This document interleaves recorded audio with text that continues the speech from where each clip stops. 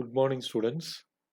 Yesterday, in the introduction class, I was talking about generally what is about management and uh, a brief introduction about modern father of management, Mr. Henry Fayol.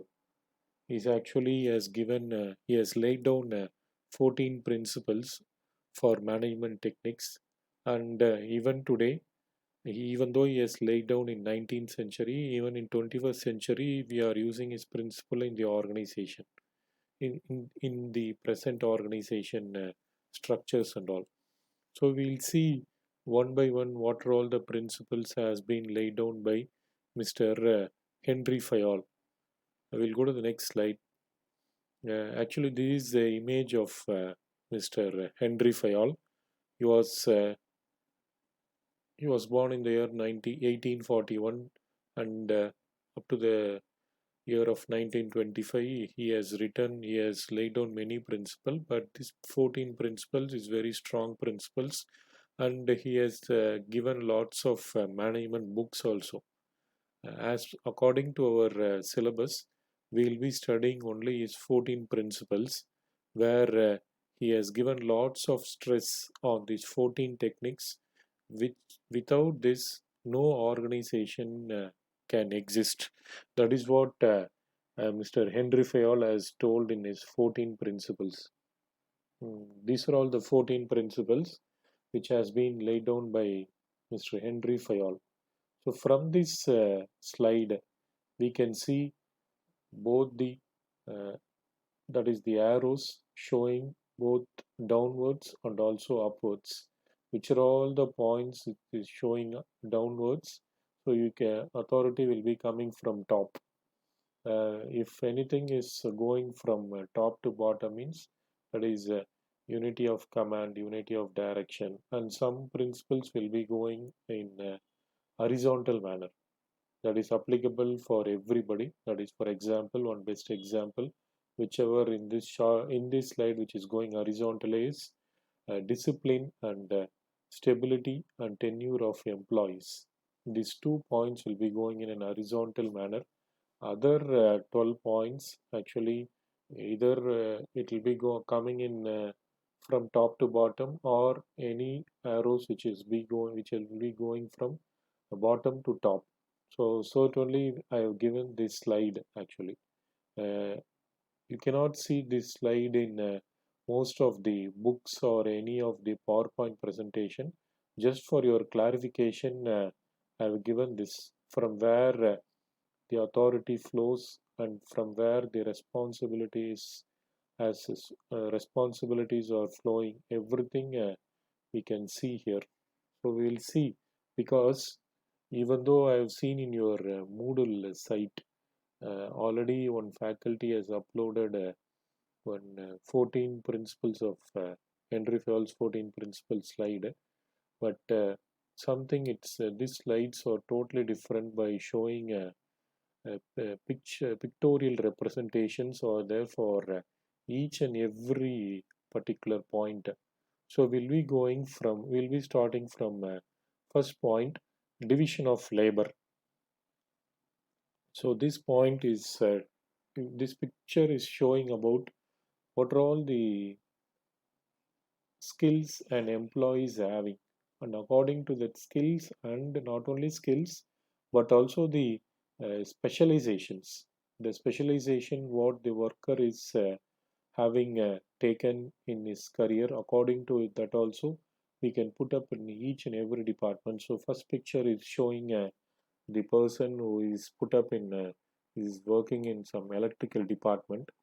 So it only the persons, four-person working in that is glowing actually, and one person, the three persons are there in wheeling, so they are put up in mechanical department, and three persons are working in a work area. So it only that picture is there, and this slide is talking about where the decisions are taken from the middle level and top level management.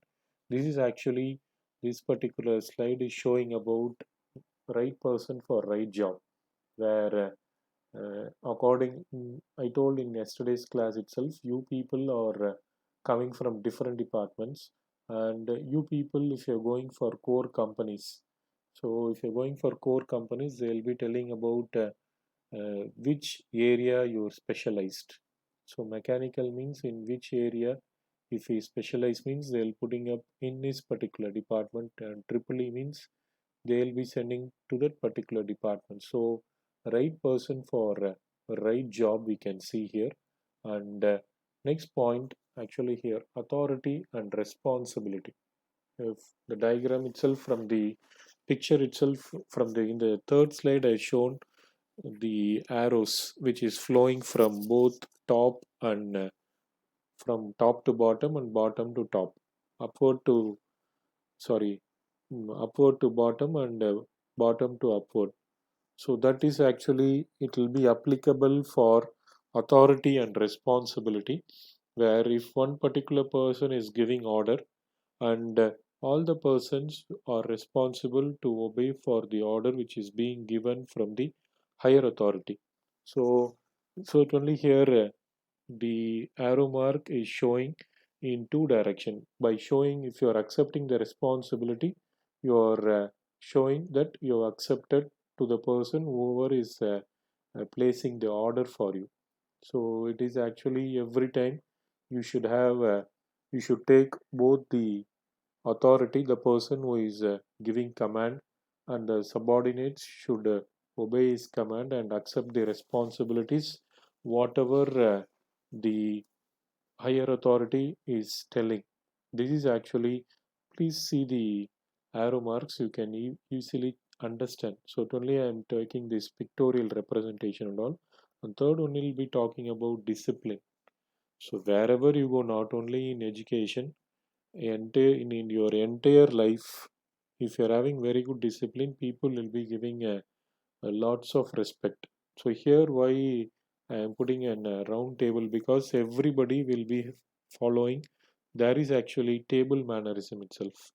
So if you go for table mannerism, you should know how to behave while you are sitting or talking in a meeting or moving with your colleagues.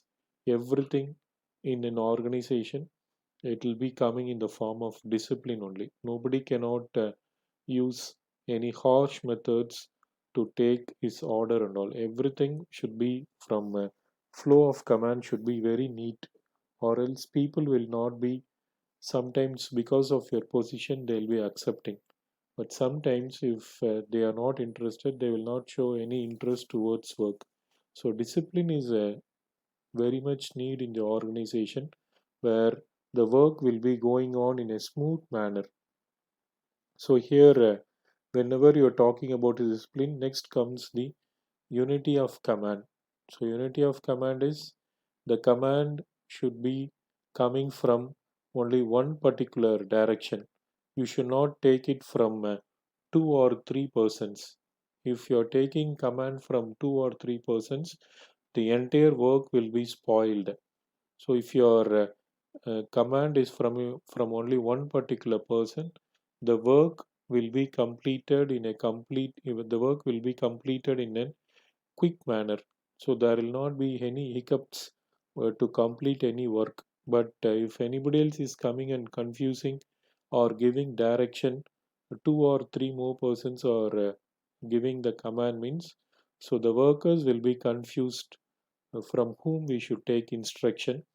And if the instruction is not clear, so everybody will not be working and most of the people will be idle only. So you should know what is actually why the unity of command is very important, because or else the workers will be playing in the work area itself. That is what we can use one word called politics if the command is not coming from one particular direction. And next comes unity of direction. So unity of direction is that what is actually in what way the employees should follow. So everybody should be working towards only one particular direction.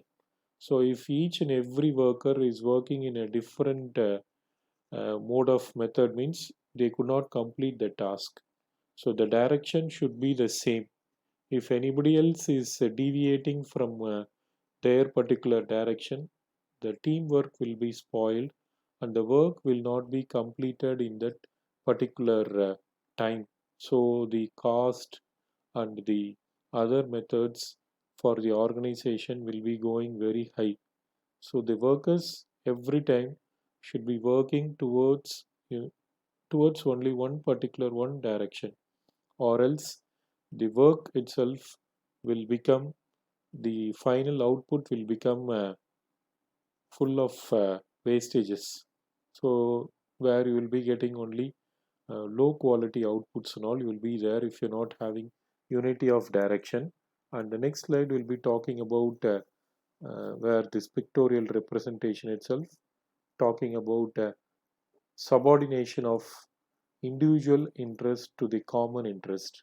So everybody, those who are working in organization, even though you're having some individual interest, but when coming to organization, you should work towards common interest.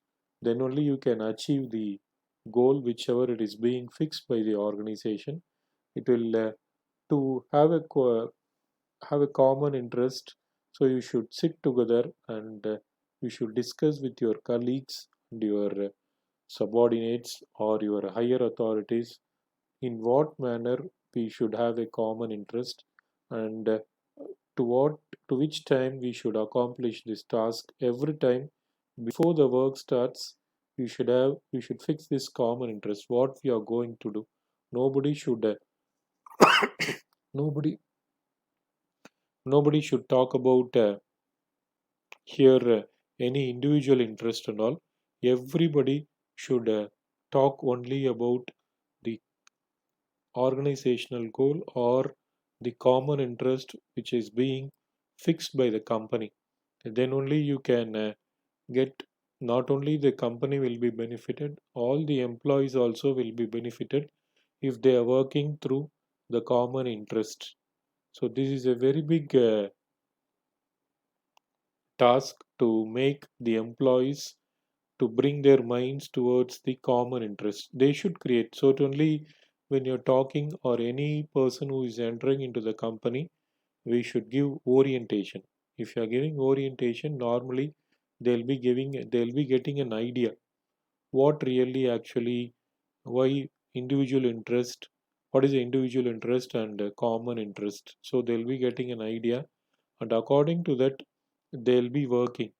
So the company should create interest actually, and 40% it is from the employee side, and remaining 60% it is purely from the employee side, where they should work towards the common interest of the organization. The next point we'll be talking about the remuneration. See, normally the remuneration of personnel here, what is remuneration means, you people will be knowing fixing the CTC for the persons. I think you know what is CTC, cost to the company, that is the salaries. So for which category of persons, or according to the cadre of the persons, the salaries are fixed. So here the picture will be talking about if you are in different categories, so your salary will be low, and if your position is in a high position means the salary will be high, and benefits also will be high. It depends upon the categories of workers, and depending upon the departments also, the remuneration will be varying also. So you cannot compare why this person is getting more and why I'm getting low. There are different reasons where you can, the remuneration according to their skills and according to the departments, it will be varying. So this is actually the CTC of the companies to the employees. And next point is actually centralization. So centralization is again very clearly it is being given in the pictorial representation, where there will be one head, under him there will be three territory managers. Say for example, there is one general manager, under him there will be three territory managers. Under each and every territory managers there will be 3 or 5 persons working under each territory manager. So you can easily watch what the people are doing. Very big advantage in an organization, centralized departments. If they're having centralized departments, the company will be very much successful because monitoring will be very easy for centralization. Every time general manager will not be coming and meeting the executives of each and every territory. The territory manager itself will be talking about that particular executives, and he'll be giving a report to the general manager what is happening in his territory. So he will analyze in his region what is really happening. He can get lots of ideas and he can pass it to the general manager so that he can take quick decisions. Actually, this is a very big advantage of centralization. So scalar chain. So scalar chain is, there should not be any breakup in the organization. Everything it should be continuous. That is, say, even for production, there should not be any split up while production is going on. So it should be very much in a very much in a position that where the work should be going on in a smooth manner. If any chain is breaking, the entire production will be stopped. Say if you go to any organization, there will be at least 20 or 25 departments. So, say for example, 23rd department is not having any coordination between 24th department and 22nd department. There will be a very big misunderstanding. So the chain will be broken, and the final output will not be completed in a stipulated time, and the quality of the product also will be affected if the scalar chain is broken. So the continuity of the departments should be maintained in a proper manner. If even a small chain is broken, the entire organization will face problems by uh, having late production and having the cost of the production will be going high. The quality of the product will be affected. Everything will be there if the scalar chain is being broken. And order, so order means properly it should be ordered. So you will be studying again in the next year one paper about quality management. So you will be studying one concept called 5S. Everything should be properly arranged. So orderly arrangements. So even when you are sitting in your residence or sitting in your room in the hostel, so when somebody else is entering into your room, if everything is scattered, they'll be coming to conclusion that so you're not having any proper discipline and everything you will be maintained like this only. So but if everything is properly arranged and kept order, and everybody will be understanding that okay, this is he is a very good person, like that only it will be applicable even for companies also. So everything should be properly arranged and which department should come front and which department should be fixed at the end. Everything should be maintained. If you go for any private companies, you can see. So there is one company near to our college itself, Hyundai. If any opportunity is being given, please go and visit. How people are following in a very neat manner, how the production is being organized in an orderly manner. So even when you are entering, they will be giving instruction. You should not walk beyond one particular line. So if you're walking beyond particular line means security will come and tell that please go beyond that line. That is a very best example for order. So in production area itself, not even one small waste will be coming down. Immediately it will be removed. So these are all you will be studying in quality management about 5S concepts. That is one concept is order actually, and next one is equity. So here equity is that every worker should be treated in equal manner. There should not be any biased for any workers. Unbiased or the companies or the employees will be satisfied. So everybody, if say for example one person is doing all activities and if he is not paid properly and the other person is being paid, so the other person will be demotivated and he will be trying to looking over for some other company. So if you're having equity in the organization while doing performance appraisal, it will be very good for the organization. Unbiased decision should be unbiased. Punishment means it should be equal. Rewards means it should be equal for every employees who are working in the organization. And next slide, talking about the stability and tenure of personnel. So stability and tenure of employees means how far the person is working in the organization. So that is what we are calling at this time is attrition. Wherever you go, in all the companies, people will face this attrition rate is very high. What is the reason? Because they will not be satisfied and they keep on jump to even if they are facing a small problems in the companies. So normally we should check whether the people are moving out of the companies regularly and what is the reason for moving out of the company. You should keep on check about there is one technique called exit interview. So if any employee is leaving the organization, you should have an exit interview and next time if he is telling any problem, he can you can implement in the organization if it is really a genuine one. So if you are maintaining these techniques and all, the stability will be there in the company. So people will not be switching over to any other organizations for silly reasons and all. So you can maintain if the attrition rate is very good means. So you can tell that the attrition rate is sorry. If the attrition rate is low means you can tell that company is satisfying the employees in the organization. So you should keep on tell that our company's attrition rate is very low. And talking about the next slide is initiative.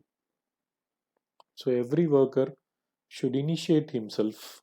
That is what all the employees will be looking for, coming out with new ideas or every time telling some suggestions to the departments.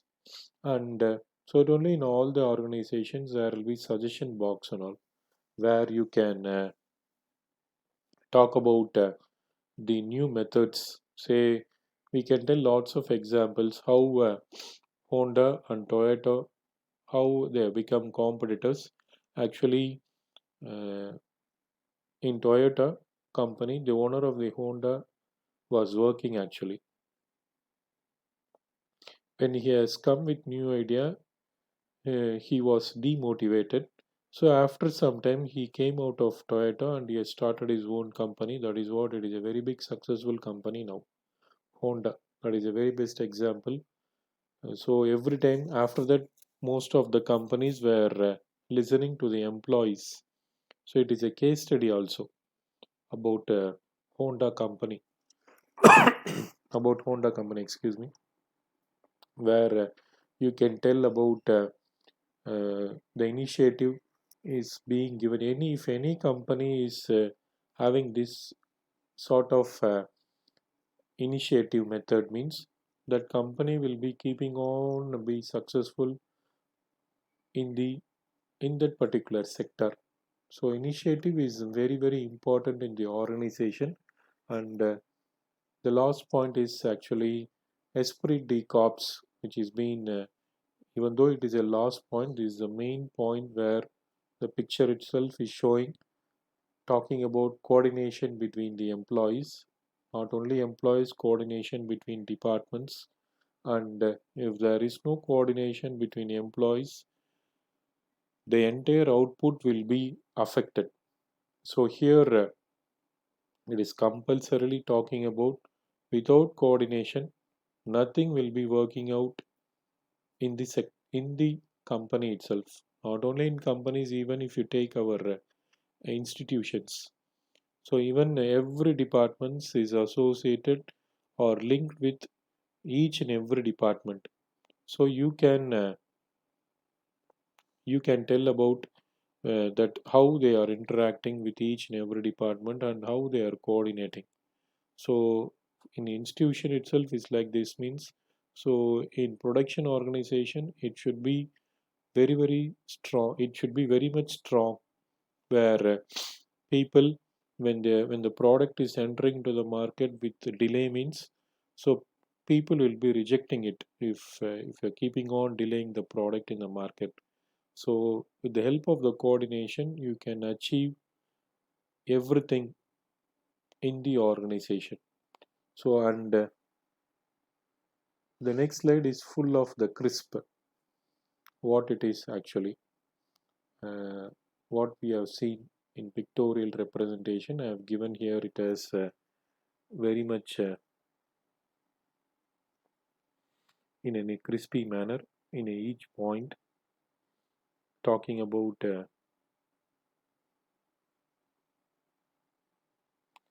actually all the points I have shown in a crispy manner.